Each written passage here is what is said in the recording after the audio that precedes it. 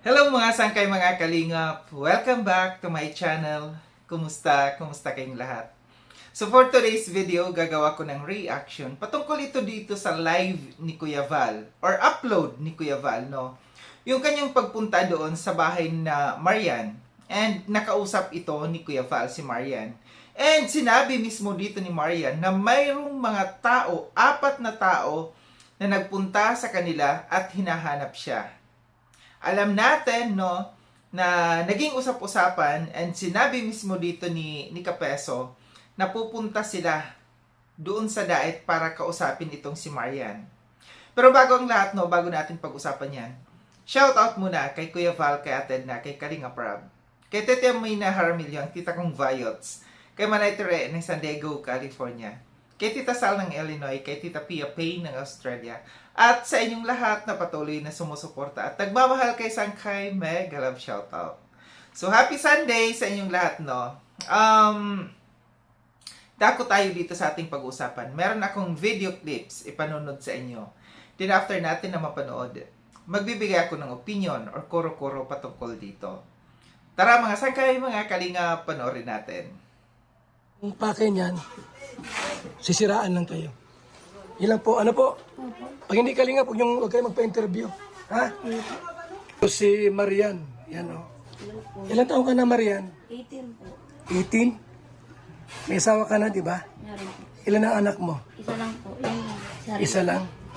Ngayon, kasi narinig ko, may mga balibalita akong narinig na mayroong vlogger na pupunta sa'yo, interviewin ka daw. Meron. Meron? Po. Pero hindi sila nagda-drop name. Ay, hindi. Hindi po. Pupunta na lang daw po sila dito. Kasi nung time po na gabi, wala po kami dito lahat. Ako po nagpatrabaho kasi ako. Nasa Panganiban ako nung araw na yun. Sila mama po nasa labo nandun pa sa naging asawa po niya. May nagpunta daw po dyan nakasasakyan na naghahanap daw sa akin. Sabi ko, bakit gabi na kung vlogger yun? Oo nga, ano? Mga alas 7 po ng gabi or 8, sabi niya, vlogger daw yun sa Kalingap. Sabi daw ng mga tambay doon at nakita daw po, nakasasakyan sila, 4 na magkakasama. Oo. So sabi ko, sino ba kaya yun? Eh, nung last po baga na pag-vlog natin, kala ko mapunta kayo dito pero hindi na tayo natuloy pag-bisita niya dito. Kaya sabi ko, pag sila Kuya Val, ang punta nung tanghali, kaya umaga. Oo. Pero pag gabing gantong alanganing oras, maaaring hindi na ang kalingap yun. Kasi wala na pong kalingap na nagtutungtong ng gabi pag nagbablog, di ba po? Oo. Kasi meron akong narinig na balita na i-interviewin ka daw ng hindi kalinga vlogger. Opo. Payag ka ba na interviewin ka nila? Hindi naman po. Kasi kung madadawit lang din naman ako sa pasira-siraan, hindi naman po ako interesadong makipag sa kanila pag gano'n ng Saka pati po, pag hindi man kalingap, wala man karapatan mag-vlog sa akin. Binanggit ko na rin sa mama mo yan, Nay, dapat ang mag-vlog sa inyo, kalingap lang. Kalingap. Kasi nabahayan kayo ng kalingap. Malaking tulong po sa amin talaga ang kalingap kasi nung nabuntis po, maagang nabuntis ako na sa ilalim kami ng tulay ay naialis kami doon ng anak ko at nakuhaan kami ng apartment. Then hanggang sa ngayon po na may sarili na kaming bahay. Then, maganda na po yung kalagayan namin. Hindi na po kami natutulog sa tabi nitong dati pong inaanahan namin. Sa tulay kayo dati? Hindi po, yung bahay namin sa rep-rap. Ah, ganoon. Opo. Kaya po baga nahulog yung tatay. Oo nga.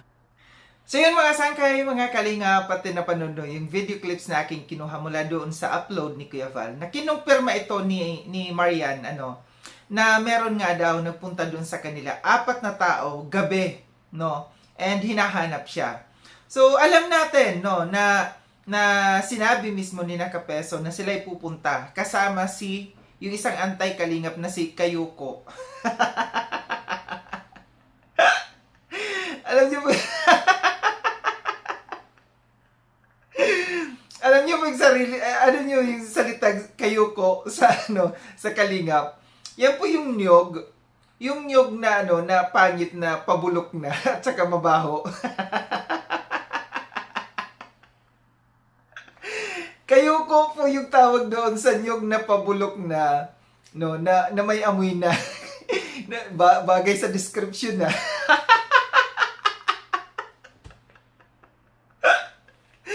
Bagay na bagay sa description kay Kayoko. Dalawa daw sila na magpupunta doon, si Kapeso at saka si Kayoko. At kakausapin dito si Marian, no. Alam ko yung purpose nila, no, kung bakit gusto pumunta at makausap si Marian, kasi gusto nila kausapin si Marian patungkol dito, gagawing panlaban dito sa kay Dr. Love, no. Kasi alam natin na nagkaroon ng issue between Dr. Love at saka kay Marian.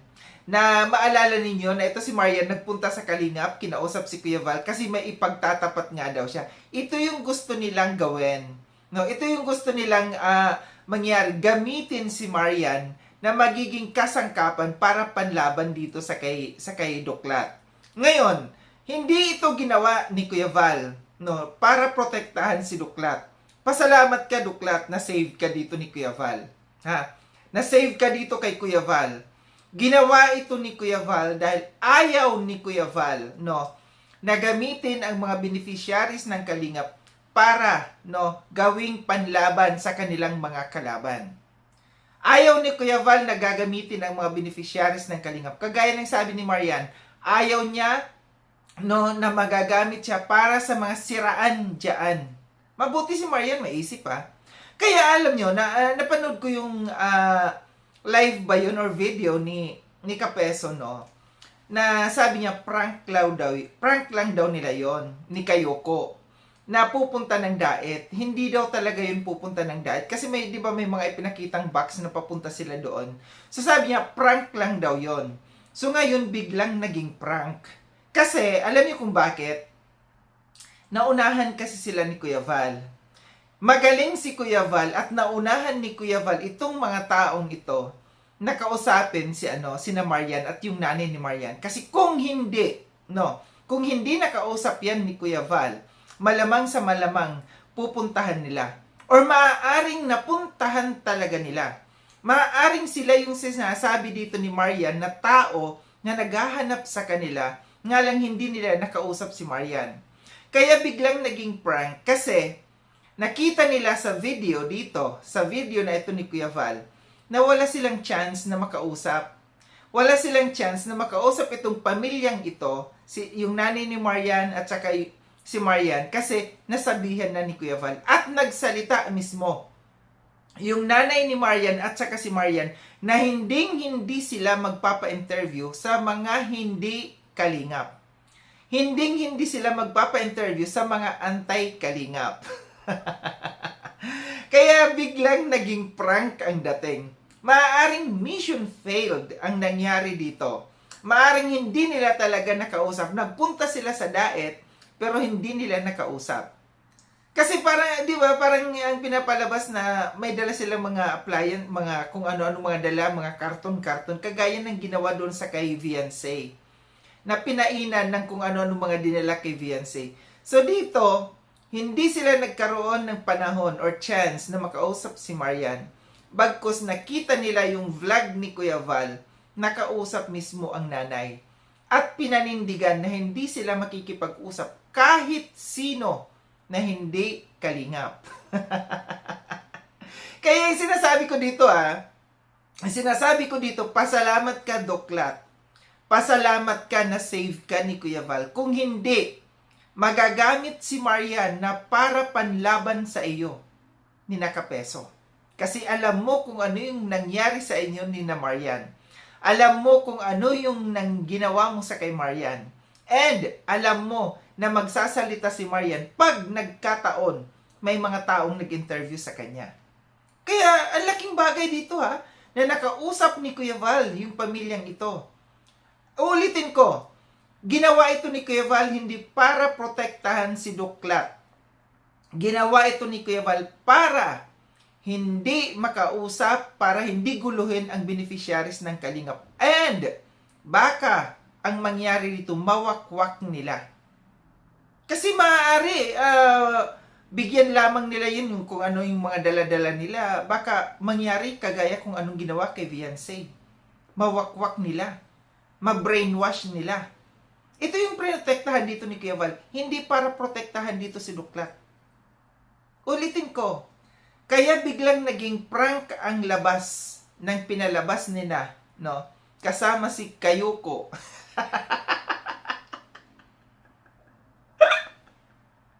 Natatawa talaga. Kung alam niyo lagi yung itsura ng niyog, alam niyo yung niyog, yung pabulok na siya. Pag binuksan mo yan, no? Yung pabulok na niyog, pag binuksan mo, amoy talaga yan. Yan yung Kayoko.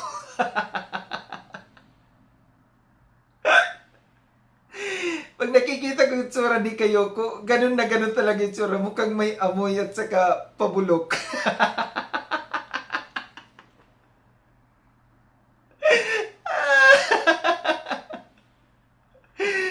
So talaga aking reaction mga sakay mga kalingap no, naging mission failed. Alam ko mission failed ang nangyari. Kaya pinalabas na lang nila na prank lang yon yung pagpunta nila di umano sa daet. Kasi nakita nila yung video upload ni Kuya Val na malabo nilang makausap si Marian at saka yung nanay ni Marian. Muli maraming salamat mga sangkay na sa panonood. Sa mga hindi pa nakapag-subscribe kay Sangkay Lon, subscribe niyo na po ako. Click yung notification bell para updated kayo sa lahat ng mga videos na aking gagawin. Like and share itong video na itong mga sangkay. Kita-kits tayo ulit sa susunod na video na aking gagawin. Ingat kayo sa dako ng mundo man ka naroroon. Paalam na mga sangkay mga kalinga, paalam.